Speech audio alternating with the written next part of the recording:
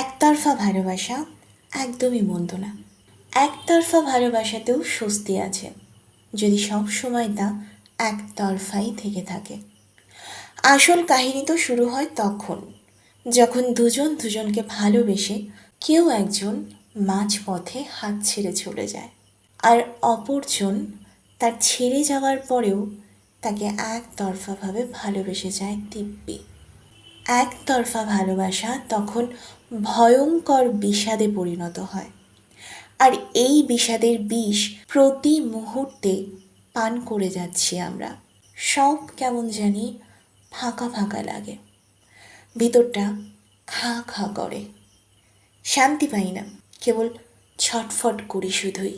এই অনুভূতি কাউকে বোঝাতে পারি না আমরা। তাই বলছি, জীবনে কখনো কাউকে ভালোবেসো না। যদি ভালোবেসে ফেলো তবে অস্বীকার করো না। সম্পর্কের যদি মর্যাদা রাখতে পারো তাহলেই সম্পর্কে জড়াও। অযথা কারো জীবন নিয়ে খেলা করে তাকে নিঃশেষ করো না।